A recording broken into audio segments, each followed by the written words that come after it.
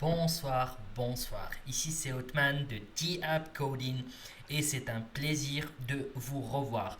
Vous êtes connecté sur la première chaîne francophone pour la blockchain et l'apprentissage de code sans prérequis et sans formation antérieure.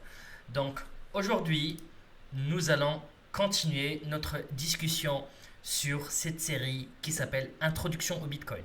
Je vous rappelle que si vous voulez maîtriser l'industrie blockchain et savoir coder des applications décentralisées, je vous invite tout de suite à vous abonner en bas, cocher la petite cloche et laisser un pouce bleu dans l'air si vous aimez ce type de contenu. Et sans plus tarder, on saute sur le sujet. Alors, jusqu'à présent, on a parlé du Bitcoin sur un niveau plutôt basique et on n'a pas été vraiment détaillé cette technologie. Mais je suis sûr qu'on a déjà discuté des mineurs ou cité au moins les mineurs. On a également rapidement mentionné les portefeuilles et on a aussi mentionné donc les nœuds. Et j'en suis pas si sûr, mais vous avez entendu parler de ce qu'on appelle les SPV. Voilà. Donc, ces quatre constituants sont ce qui définit l'écosystème de la blockchain. Et mon but aujourd'hui, c'est que à la fin de cette série, à la fin de ces vidéos, vous allez pouvoir comprendre exactement comment le réseau Bitcoin fonctionne. Qu'est-ce qu'un mineur fait? C'est quoi son boulot exact? Qu'est-ce qu'un portefeuille électronique fait? Qu'est-ce qu'un nœud fait? Et qu'est-ce qu'un SPV fait dans ce réseau? Etc. etc. Parce que sans ces composants, le Bitcoin ne va pas être ce qu'il est aujourd'hui. Donc, c'est très important pour vous de comprendre de quoi on parle quand on parle de ces quatre composants. Alors, sans plus tarder, on va commencer par une introduction et comment la blockchain est créée. Qui initie la blockchain et qui initie les transactions dans la blockchain et comment les transactions voyagent dans la blockchain. Dans cette vidéo, on va commencer par une introduction assez courte. Après, on va avoir une vidéo pour chaque composant, une vidéo pour les mineurs, une vidéo pour les portefeuilles électroniques, une vidéo pour expliquer le rôle des nœuds et une vidéo également pour découvrir ce que c'est que les SPV. Mais aujourd'hui, on va parler de cette introduction sur un niveau plus grossier et plus général. Quand un utilisateur interagit avec la blockchain, ils ont ce qu'on appelle un portefeuille. Donc, voyez le portefeuille comme une application. Comme les applications que vous utilisez, voilà, Facebook, etc. Et cette application, elle est soit sur le smartphone ou sur l'ordinateur. Ordinateur portable, ordinateur fixe, peu importe. Ça peut également être une application web, un site web que l'utilisateur il utilise. Avec ce portefeuille, cet utilisateur peut envoyer, donc envoie, recevoir des bitcoins. Donc portefeuille. Donc imaginons maintenant que je veux envoyer à quelqu'un quelques bitcoins. Donc je vais utiliser ce portefeuille et je vais initier la transaction avec ce portefeuille. Ce portefeuille va créer la transaction. Et cette transaction-là, elle va être signée avec la clé privée.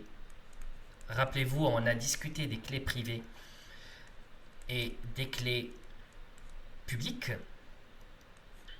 Rappelez-vous que l'une des propriétés des clés privées, c'est que tu peux signer tes transactions de manière digitale. On utilise donc cette propriété pour venir signer notre transaction. Et la transaction, elle est signée. Et bien évidemment, mon portefeuille, il a une copie de ma clé privée et une copie de ma clé publique. Donc quand la transaction, elle est signée, elle va être envoyée au réseau. Vous savez que Bitcoin, c'est un réseau d'ordinateurs. Ça, c'est des ordis. C'est disques, c'est rond. Donc, supposons que moi, je suis ici. Et mon portefeuille, là, ce nuage, il est, au fait, ici. Voilà. Sur mon ordinateur. Ça, c'est mon ordinateur. Voilà, mon clavier, ma petite souris.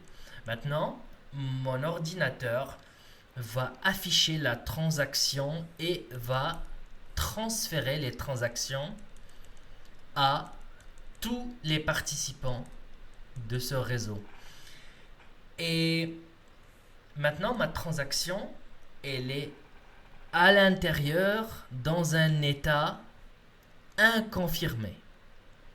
Elle est imprimée sur les autres ordinateurs, affichée sur les autres ordinateurs, mais elle n'est pas encore confirmée. Pourquoi? Parce qu'elle n'a pas encore été insérée à la blockchain.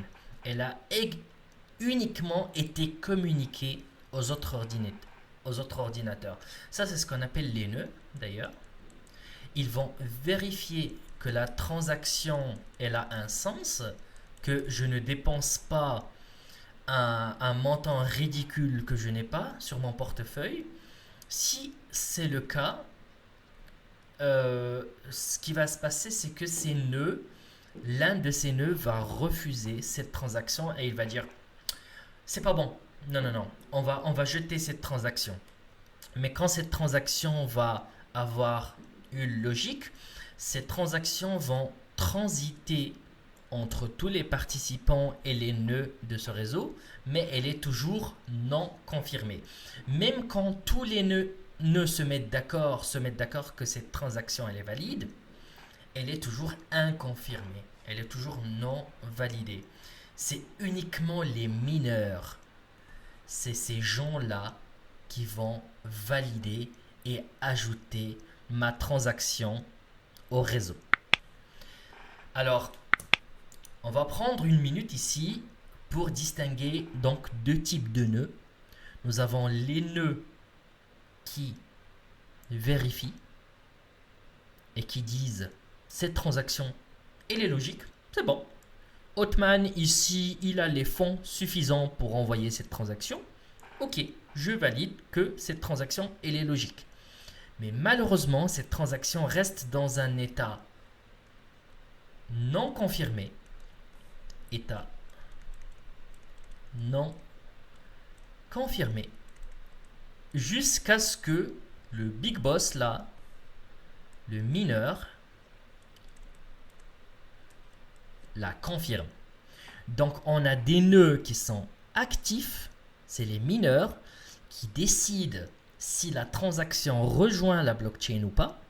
Et nous avons des nœuds inactifs qui ne peuvent pas valider, tamponner et intégrer la transaction. Ils ne font que vérifier de loin si la transaction elle est logique ou pas. Si je décide d'envoyer un bitcoin à quelqu'un, ils vont vérifier si en effet mon portefeuille il a un bitcoin déjà déposé dessus. Voilà, donc fermeture de parenthèse. On va continuer. Donc, ce qu'ils font les mineurs ici. Donc, ce gars, c'est un mineur, ou alors on va lui donner une autre couleur. On va dire qu'il est là. Ça, c'est un mineur. Tous les mineurs sont des nodes, au fait. Donc, un nœud, rappelez-vous, un nœud, c'est un ordinateur dans le réseau, mais c'est un nœud qui ne produit pas de blocs. Le mineur, lui, c'est un ordinateur dans la blockchain, mais qui produit des blocs. Mais vous allez comprendre la production de blocs dans les autres vidéos. Pas de souci si vous ne comprenez pas tous les détails maintenant. Donc, la transaction, elle fait yo-yo entre les nœuds. Ces nœuds disent c'est bon, c'est logique, mais il n'y a que ce mineur-là, ce gars-là, qui va valider et va donc insérer cette transaction. Donc il y a ma transaction, mais n'oubliez pas qu'il y a les autres gars aussi, hein. Il y a les autres personnes. Et ces transactions, dedans, constituent ce qu'on appelle un bloc. Donc ça, c'est un bloc. Donc il n'y a que les mineurs qui peuvent ajouter les transactions au bloc. Donc ce bloc va être distribué sur les nœuds du réseau et l'état va devenir confirmé. Alors ici, je vais ouvrir une autre parenthèse. Quand un mineur agrège ou intègre une transaction dans la blockchain, il ne le fait pas transaction par transaction. Imaginez-vous que je souhaite envoyer un bitcoin à mon pote, mais il y a des millions de personnes. Aujourd'hui, on estime le nombre de personnes impliquées dans l'utilisation de blockchain à 150 millions de personnes. Donc, comment faire pour aller plus vite? On va agréger des blocs. Donc, on va ajouter transaction par transaction pour constituer un espèce de dossier avec toutes ces transactions. Le mineur va venir intégrer ces transactions dans la blockchain. Mais ces transactions, avant qu'elles n'arrivent au mineur, ont été déjà vérifiées par ces nœuds ou ces personnes-là qui ne sont pas mineurs. Donc le gars qui n'est pas mineur, il dit « Ah, la transaction d'Othman, elle est logique. C'est bon, on va la laisser passer. » Si elle n'est pas logique, elle va être refoulée. Et quand elle va être validée, entre parenthèses, par un nœud, c'est là où elle arrive au mineur. Le gars, il n'a rien d'autre à faire que d'intégrer. Il prend la transaction, il l'intègre dans la blockchain à travers un bloc. Donc il prend la transaction, il va l'insérer dans un bloc, il va prendre le bloc, il va l'insérer dans la blockchain. Voilà. Donc on ne va pas vraiment rentrer dans les détails aujourd'hui, mais voici un peu comment ça se passe. Fermeture de parenthèse. Bien évidemment, ce bloc-là va être ajouté à la blockchain et donc connecté à d'autres blocs qui ont déjà été à 100% validés. Et c'est ce qu'on appelle la blockchain. Donc ça, ce sont des blocs déjà validés et ma petite transaction est ici. Donc on a parlé des portefeuilles, on a parlé des nœuds qui vérifient les transactions et valident qu'ils sont logiques. Et si la transaction ne fait pas de sens, ils vont refouler ou rejeter la transaction.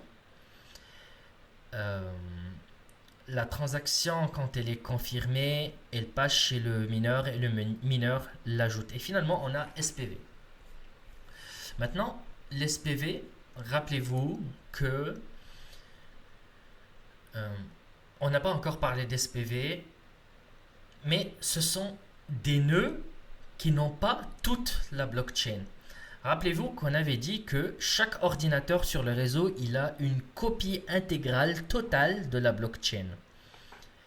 Et même tous les nœuds ont une copie complète de la blockchain localement.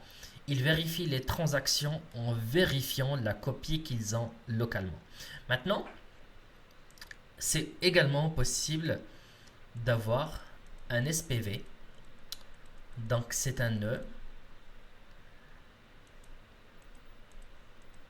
C'est un petit nœud, voilà, ici, qui va être connecté aux autres et il fait confiance au nœud complète et veut lire. Cet SPV, il veut lire. Vous n'avez pas toute la blockchain, mais vous pouvez faire confiance aux autres nœuds qui ont eux accès à toute la blockchain. Si vous utilisez un SPV, par exemple, vous pouvez être sur votre téléphone parce qu'il n'a pas assez d'espace pour télécharger toute la blockchain, mais vous pouvez être connecté à d'autres nœuds qui, eux, ils ont une copie intégrale de la blockchain. Donc, c'est ce qu'on appelle SPV.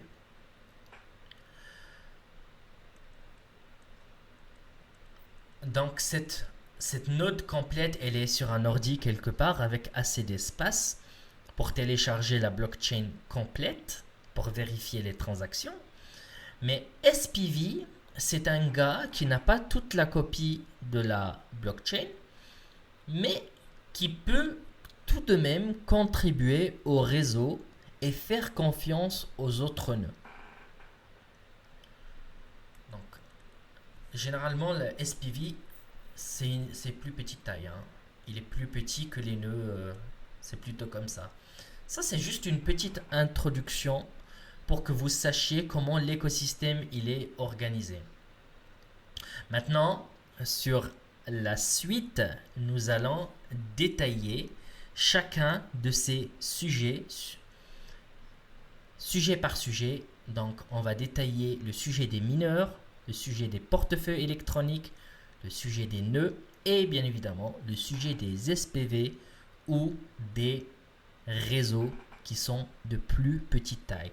Si vous aimez ce type de contenu, alors je vous invite dès à présent à vous abonner en bas, lâcher un pouce bleu et surtout cocher la petite cloche.